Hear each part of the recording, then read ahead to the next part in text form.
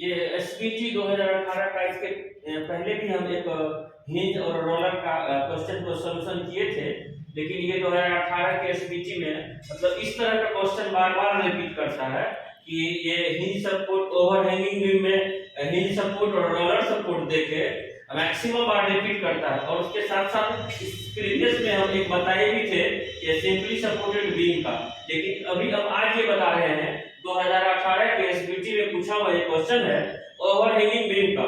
Overhanging beam में हम बता दिए थे कि ओवरहैंगिंग बीम किसको बोलते हैं, हिंज सपोर्ट क्या होता है, रोलर सपोर्ट क्या होता है। ये भी दो सपोर्ट ही है, एक हिंज सपोर्ट है, एक रोलर सपोर्ट है। और ओवरहैंगिंग बीम इसलिए बोलते हैं इसको क्योंकि ये सपोर्ट यहाँ पे है, बीम आगे एक्सटेंड कर गया, इस साइड भी सपोर्ट यहाँ पे भी है, यहाँ है, अब बीम आगे एक्सटेंड कर गया इस साइड भी, यानी क्या होगा कि ये सपोर्ट यहाँ है, बीम एक्सटेंड कर गया आगे, तो इसको ओवरहैंग इधर भी हैंगिंग कर रहा है, इधर भी हैंग कर रहा है सपोर्ट से आगे, इसलिए ये जो बीम होगा वो बोथ साइड ओवरहैंगिंग बोलेंगे। इसीलिए बोथ साइड ओवरहैंगिंग क्योंकि इधर भी एक्सटेंड कर रहा है ये बीम और इधर भी एक्सटेंड कर रहा है ये बीम, इसलिए ये बोथ साइड ओवरहैंगिंग बीम है। लेकिन इस बीम में हमको सपोर्ट दिया हुआ है एक हिंज सपोर्ट और एक सपोर्ट दिया हुआ रोलर सपोर्ट। तो यहाँ पे हिंज सपोर्ट और रोलर सपोर्ट का हम रिएक्शन कंपोनेंट को तोड़ेंगे और उसके बाद इसको हम सॉल्यूशन करेंगे। लेकिन इसके ऊपर में हम चेक कर रहे हैं कि लोड कितने तरह का दिया हुआ है। ये लोड दो तरह का है, एक पॉइंट लोड है और दूसरा यूडीएल यूनिफॉर्मली डिस्ट्रीब्यूटेड लोड है। ये लोड को हम पॉइंट में कन्वर्ट करेंगे और इस इंक्लाइनेशन फोर्स को हम कंपोनेंट के फॉर्म में इसको हॉरिजॉन्टल वर्टिकल तोड़ेंगे।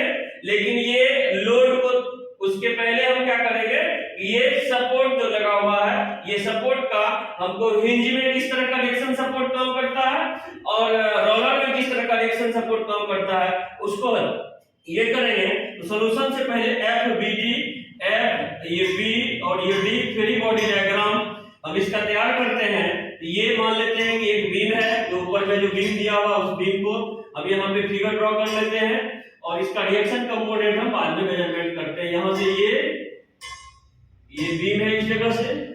अब हमको ये हिंज सपोर्ट है, हम बोले थे कि हिंज सपोर्ट अगर कहीं पे अगर किसी बीम में काम कर रहा हो तो ये हिंज सपोर्ट के पास ये दो रिएक्शन कंपोनेंट होता है, एक होता है वर्टिकल डायरेक्शन में, एक होता है हॉरिजॉन्टल डायरेक्शन में। लेकिन ये दोनों रिएक्शन कंपोनेंट 90 डिग्री आपस में रह रही है, इसलिए ये वर्टिकल डायरेक्शन में, ये हॉरिजॉन्टल डायरेक्शन में। कहीं पे भी अगर हिंज लगा हो तो वो हिंज सपोर्ट का दो रिएक्शन कंपोनेंट लेते हैं, एक वर्टिकल डायरेक्शन में, एक हॉरिजॉन्टल डायरेक्शन में। लेकिन ये दोनों रिएक्शन कंपोनेंट के बीच का एंगल 90 डिग्री लेते हैं और तब ये हिंज में, इसीलिए ऑब्जेक्टिव पूछता है कि हिंज में कितने रिएक्शन कंपोनेंट काम करते हैं। तो हिंज में दो रिएक्शन कंपोनेंट काम करते हैं और रोलर में जो करते हैं single one reaction component vertically काम करते हैं। कहीं पे अगर हमको रोलर दिया हुआ है इस तरह करके रोलर सपोर्ट, तो यहाँ पे ओनली एक ही वर्टिकल कंपोनेंट हमको फोर्स काम करता है वर्टिकल डायरेक्शन में, इसलिए रोलर के पास रिएक्शन कंपोनेंट एक है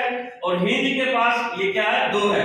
ऑब्जेक्टिव में ये भी पूछता है कि हिंज के पास कितना है और रोलर के पास कितना। रोलर में एक ही रिएक्शन कंपोनेंट और ये हिंज में और दो रिएक्शन कंपोनेंट। तो यहाँ पे हम सेम उसी तरह से इसको हम मेजरमेंट करेंगे कि यहाँ पे एक वर्टिकल कंपोनेंट लेते हैं, इस पॉइंट पे यहाँ पे है ये वर्टिकल कंपोनेंट डायरेक्शन में काम कर रहा है, एक पॉइंट पे आर ए भी मान लेते हैं, जिसके पहले भी माने थे। और इस जगह पे एक वर्टिकल हॉरिजॉन्टल कंपोनेंट काम करता है, इसका ये फोर्स हॉरिजॉन्टल डायरेक्शन में, इसको मान लेते हैं R A H horizontal direction में और ये आपस में कितने डिग्री से, ये 90 डिग्री से। मतलब इस हिंज सपोर्ट का रिएक्शन कंपोनेंट हम तोड़ दिए। अब रोलर के पास आते हैं, रोलर के पास तो एक ही रिएक्शन कंपोनेंट वर्टिकल डायरेक्शन में, इसलिए इसको हम लिख देते हैं कि ये आरबी। अब हम यहाँ पे इसका फ्री बॉडी डायग्राम हम दोनों सपोर्ट का मेजरमेंट करके दिखा दिए। अब इस पे लोड हमको देखना, लोड देखेंगे ये लोड यूडीएल है। हम यूडीएल का बताए थे क्या, 1 मीटर पे 2 किलो न्यूटन काम करता हो, 1 मीटर पे 2 किलो न्यूटन, तो यूडीएल कितने दूरी तक काम कर रहा है हमको, 2 मीटर तक। 1 मीटर पे 2 किलो न्यूटन, तो 2 मीटर पे कितना होगा, वो 4 किलो न्यूटन होगा। लेकिन 4 किलो न्यूटन कहाँ पे होगा, तो उसके सेंटर पे होगा, यहाँ पे उसके सेंटर मतलब जितने दूर यूडीएल काम करता है उसके सेंटर पे हम ये देंगे, ये जो होगा वो 4 किलो न्यूटन का होगा। लेकिन जब ये सेंटर पे काम करेगा तो इस इंड से 1 मीटर इधर भी सब लोड होगा और यहाँ से 1 मीटर इधर भी होगा, इसलिए यहाँ से हम लेते हैं ये 1 मीटर इधर से और यहाँ से 1 मीटर इधर से, और इस हम यूडीएल को हम पॉइंट में कन्वर्ट कर दिए। अब हम ये आते हैं यहाँ पे, ये तो ऑलरेडी पॉइंट लोड है ही मेरा, ये पॉइंट लोड कितने न्यूटन का है, तो 8 किलो न्यूटन का। अब हम यहाँ पे आते हैं तो इसका हमको रिएक्शन कंपोनेंट दो तरह का काम करना है। एक हमको काम कर रहा है वर्टिकल डायरेक्शन में, यहाँ पे ये वर्टिकल डायरेक्शन में, ये डायरेक्शन अंदर की ओर फोर्स का है। यहाँ फोर्स का वैल्यू ये मान लेते हैं कि 10 न्यूटन का, और ये फोर्स का वैल्यू 10 न्यूटन है। इसका एक कंपोनेंट वर्टिकल डायरेक्शन में डाउनवर्ड और एक कंपोनेंट हॉरिजॉन्टल डायरेक्शन में, ये होगा ये राइट डायरेक्शन में। तो ये फोर्स जो यहाँ पे ये जो फोर्स काम कर रहा है हमको, वो कितने न्यूटन का, तो 10 न्यूटन का। इसका दो कंपोनेंट, एक जो होगा वो 10 ये sin 45 और इसका हॉरिजॉन्टल डायरेक्शन में 10 cos 45। अब ये फोर्स हमको काम कर रहा है, ये तो इसमें कंपोनेंट है, ये वर्टिकल डाउनवर्ड डायरेक्शन में काम कर रहा है, ये 4 किलो न्यूटन का। और यहाँ पे हमको ये 10 न्यूटन नहीं 10 किलो न्यूटन का काम कर रहा है यहाँ से, ये भी 10 किलो न्यूटन का काम कर रहा है यहाँ से। अब हम इस फोर्स को पॉइंट में कन्वर्ट कर दिए, ये खुद ऑलरेडी पॉइंट में है, ये इंक्लिनेशन था तो इसको कंपोनेंट के फॉर्म में तोड़ दिया हॉरिजॉन्टल वर्टिकल डायरेक्शन में, ये खुद पॉइंट लोड था तो खुद पॉइंट लोड। और सारे का डिस्टेंस को भी हम लिख देते हैं, यहाँ से ये 2 मीटर का ये दूरी होगा और यहाँ से ये 4 मीटर का ये दूरी होगा, यहाँ से ये 2 मीटर का दूरी होगा और यहाँ से ये भी 2 मीटर का दूरी होगा। अब इसमें हमको निकाल के दिखाना है क्या, reaction component A and B, A पे 2 रिएक्शन कंपोनेंट काम कर रहा है और बी पे एक काम कर रहा है, इसलिए ये पॉइंट हो गया मेरा ए, ये पॉइंट हो गया बी, ये पॉइंट हो गया सी, ये पॉइंट डी, ये पॉइंट ई और ये पॉइंट हम एफ। अब इस बीम का फ्री बॉडी डायग्राम यहाँ पे हम बना दिए। अब फ्री बॉडी डायग्राम बनाने के बाद हमको सिर्फ ये वैल्यू, इसका वैल्यू और इसके वैल्यू को मेजरमेंट करके दिखाना। अब हम यहाँ पे लिखेंगे कि बीम इक्विलिब्रियम कंडीशन में मान लेते हैं, बीम इन इक्विलिब्रियम। तो इक्विलिब्रियम का 3 कंडीशन है, समेशन ऑफ हॉरिजॉन्टल भी वो 0 होना चाहिए, समेशन ऑफ वर्टिकल ये भी 0 होना चाहिए और समेशन ऑफ मोमेंट ये भी 0 होना चाहिए। मतलब कि सभी हॉरिजॉन्टल फोर्स का सम अगर 0 के बराबर तो ये भी इक्विलिब्रियम कंडीशन होगा, सभी वर्टिकल फोर्स का सम अगर 0 के बराबर तो भी इक्विलिब्रियम कंडीशन होगा, और सभी फोर्स की वजह से जो मोमेंट किसी पॉइंट का वो भी सम 0 के बराबर तो ये इक्विलिब्रियम कंडीशन होगा। ये तीनों कंडीशन का हम यूज करके बोलते हैं कि पहला हम कंडीशन यूज करते हैं कि summation of horizontal equal to 0। इस बीम पे जो भी हॉरिजॉन्टल फोर्स काम करते हो सभी का सम 0 के बराबर मेजरमेंट करेंगे। तो जो फोर्स हॉरिजॉन्टल में राइट डायरेक्शन में काम करता है उसको पॉजिटिव लेते हैं और जो फोर्स लेफ्ट डायरेक्शन में काम करता है उसको हम नेगेटिव लेते हैं। तो यहाँ पे सम ऑफ हॉरिजॉन्टल, एक हॉरिजॉन्टल फोर्स ये, एक हॉरिजॉन्टल फोर्स ये, यहाँ पे जो हॉरिजॉन्टल फोर्स हमको काम करेगा इस जगह से, ये हॉरिजॉन्टल फोर्स, ये हॉरिजॉन्टल फोर्स, ये हॉरिजॉन्टल फोर्स हमको क्या है पॉजिटिव में R A H plus 10 cos 45 equal to 0। तो यहां से हम निकालेंगे आर ए एच का वैल्यू, तो R A H equal to -10 cos 45 और यहां से R A H equal to ये जो काम करेगा हमको वो 10 cos 45 का वैल्यू हो जाएगा 1/2 ये √2, इसको हम कैलकुलेट कर देंगे तो जो आएगा वैल्यू उस वैल्यू को हम लिख देंगे। तो ये कैलकुलेशन करके हमको ये कैलकुलेशन करके आ रहा है यहाँ पे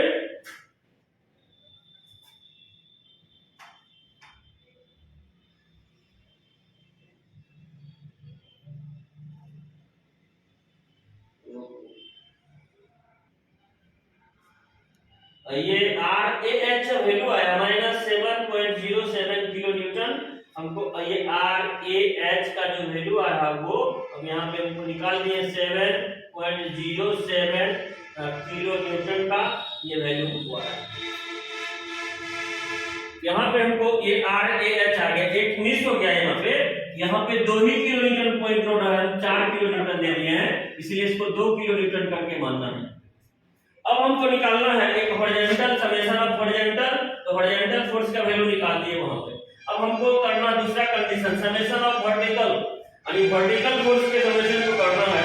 तो इस जगह पे हम यहाँ पे करते हैं समेशन ऑफ वर्टिकल, तो इस जगह पे हमको मेजरमेंट करना summation of vertical. Summation of vertical के लिए हम क्या करेंगे, ये और ये और ये और ये और ये और ये जितने भी फोर्स है सारे के सारे वर्टिकल हैं, तो यहाँ पे हम लिखेंगे यहाँ से, तो यहाँ पे जब हम लिखेंगे summation of vertical equal to 0, कहने का मतलब क्या है कि समेशन ऑफ वर्टिकल हम जब करेंगे इक्वल टू 0, तो जो अपवर्ड फोर्स है वो पॉजिटिव और जो डाउनवर्ड फोर्स है उसको नेगेटिव लेते हैं। जो ऊपर की ओर काम कर रहा है उसको पॉजिटिव लेंगे और जो नीचे की ओर काम कर रहा है उसको नेगेटिव लेंगे। लेकिन किसमें समेशन ऑफ वर्टिकल सभी वर्टिकल फोर्स का सम, तो ये अपवर्ड है, ये भी अपवर्ड है, ये डाउनवर्ड है, ये डाउनवर्ड, ये डाउनवर्ड, ये डाउनवर्ड, ये दोनों पॉजिटिव होगा, तो हम लिख सकते हैं कि आर ए भी प्लस आर बी माइनस ये नीचे की ओर काम कर रहा है तो 2 किलो न्यूटन, ये भी नीचे की ओर काम कर रहा है तो -10, ये sin 45, ये भी नीचे की ओर काम कर रहा है तो -8 और ये भी नीचे की ओर काम कर रहा है तो -4 इक्वल टू 0। अब यहां से हम ये आर ए भी plus R B equal to अगर मेजरमेंट करते हैं तो ये दो इधर है माइनस तो प्लस, ये माइनस तो प्लस sin 45 प्लस ये कितना होगा 8 प्लस 4, तो आर ए भी प्लस आर बी बराबर, इसको हम कैलकुलेट करते हैं तो ये कैलकुलेशन में आ रहा है यहाँ से हमको ये 2 प्लस 10 ये sin 45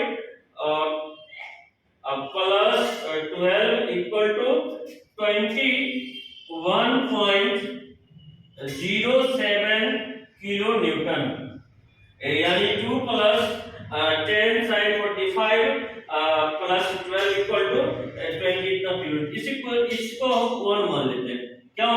क्योंकि यहाँ पे क्या है कि 2 अननोन टर्म है, एक ही इक्वेशन ये आ रहा 2 अननोन टर्म हम, जिसमें हम एक का वैल्यू को अगर मेजरमेंट कर लेते हैं तो दूसरा ऑलरेडी मेजरमेंट हो जाएगा, तो दूसरा कंडीशन को भी हम मेजरमेंट कर दिए। अब तीसरा करेंगे summation of moment equal to 0। अब मोमेंट हम क्या करते हैं, मोमेंट इक्वल टू 0 कर रहे हैं यहाँ पे, तो किसी एक के अबाउट मोमेंट निकालते हैं, अगर इसके अबाउट मोमेंट लेते हैं तो या इसके अबाउट मोमेंट लेते हैं तो भी इसमें हमको एक मेजरमेंट करने के लिए एक मोमेंट निकालेंगे F पर का, तो F पर का मोमेंट निकालेंगे, इस पे जितने भी फोर्स काम कर रहे हैं सभी की वजह से हमको मोमेंट निकालना, लेकिन ये F पर का फोर्स काम कर रहे हैं, F पर का मोमेंट निकालेंगे तो ये फोर्स इनटू परपेंडिकुलर डिस्टेंस, ये फोर्स इनटू परपेंडिकुलर डिस्टेंस, ये फोर्स इनटू परपेंडिकुलर डिस्टेंस, ये फोर्स इनटू परपेंडिकुलर डिस्टेंस, ये फोर्स इनटू परपेंडिकुलर डिस्टेंस। लेकिन इसमें 2 फोर्स हॉरिजॉन्टल भी काम कर रहा है, एक हॉरिजॉन्टल फोर्स यहाँ, एक हॉरिजॉन्टल फोर्स यहाँ। हम एक बताए थे क्या कि जिसके अबाउट अगर हम मोमेंट लेते हैं उस पॉइंट पे आने वाले फोर्स और जाने वाले फोर्स की वजह से मोमेंट डेवलप नहीं होगा, इसलिए ये फोर्स है यहाँ पे, ये भी फोर्स इस पॉइंट से जा रहा है, ये भी फोर्स इस पॉइंट से जा रहा है, तो जिस पॉइंट का मोमेंट निकालते हैं उस पॉइंट पे आने वाले फोर्स और जाने वाले फोर्स की वजह से मोमेंट डेवलप नहीं होगा। बताइए ये फोर्स है इस पे यहीं पे आ रहा है, ये जा रहा है, ये भी जा रहा है, लेकिन ये जो फोर्स है वो हमको इस पॉइंट पे नहीं आ रहा है, ना जा रहा है, इस पॉइंट पे ना ही आ रहा है, ये भी नहीं, ये भी नहीं, ये भी नहीं, ये भी नहीं, इसीलिए हमको इसके वजह से मोमेंट डेवलप नहीं होगा, इसके वजह से मोमेंट डेवलप नहीं होगा, इसके वजह से मोमेंट डेवलप नहीं होगा। किस पॉइंट पे? तो एफ पॉइंट पे। और बाकी जो भी फोर्स है 1 2 3 4 ये 5 पांचों की वजह से इस पे मोमेंट डेवलप होगा। तो हम ये लिख देते हैं कि मोमेंट अबाउट एफ। तो यहाँ पे हम मेजरमेंट करेंगे एफ के अबाउट मोमेंट। इसके अंतिम फोर्स से शुरू करेंगे। ये फोर्स डाउनवर्ड तो माइनस में होगा, कितना हो जाएगा -4 इनटू यहां से एफ तक का डिस्टेंस 2 मीटर 6 2 8 2 10 11 हो गया। इसके बाद हम आगे बढ़ते हैं तो ये मिल रहा है हमको आरबी, तो ये पॉजिटिव, तो आरबी पॉजिटिव ले लेते हैं यहां से। और यहां से यहां तक का डिस्टेंस, तो ये जो डिस्टेंस होगा वो कितना होगा 10 मीटर का।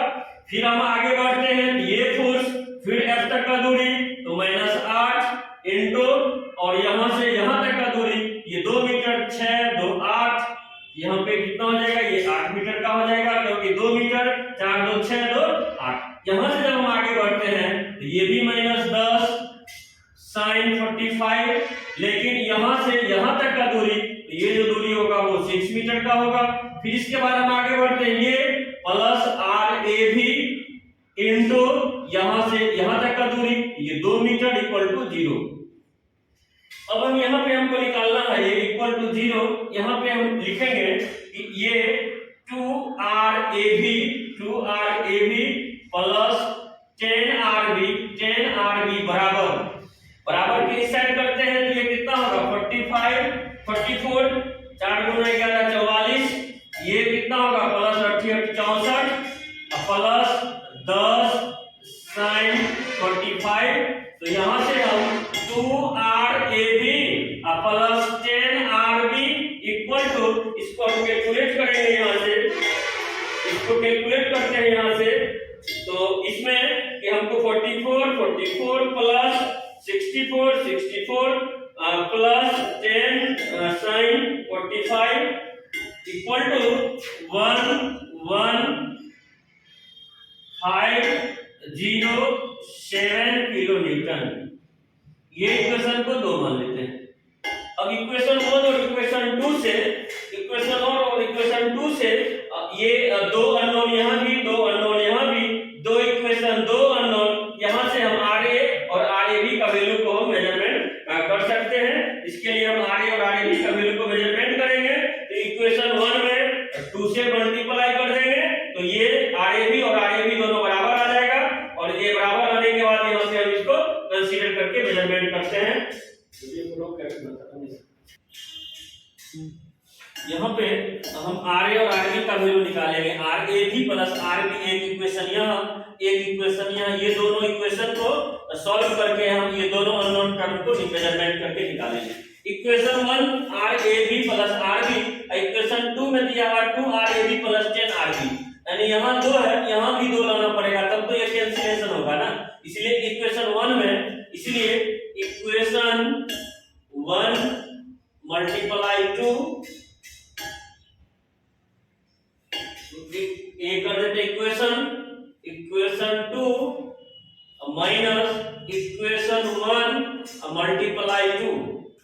इक्वेशन 2 कितना है तो 2RAB plus 10RB equal to 115.07 और इक्वेशन 1 में 2 से मल्टीप्लाई करेंगे तो ये भी 2RAB plus 2RB equal to 42.14।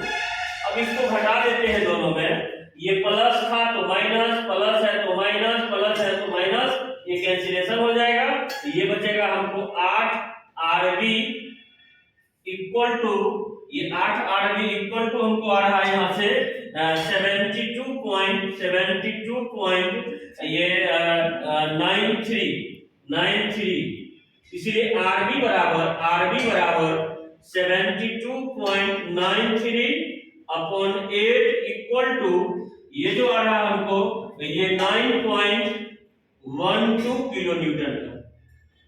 एक RB का वैल्यू हमको मालूम हो गया, मतलब ये RB जो आ रहा है हमको 9.12 किलो न्यूटन।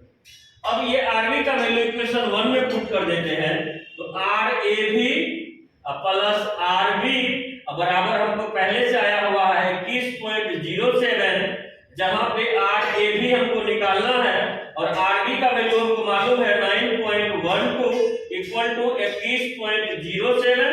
तो आर ए भी का जो वैल्यू आएगा वो 21.07 माइनस 9.12, तो आर ए भी का वैल्यू जो आया है हमको वो 11.95 किलो न्यूटन।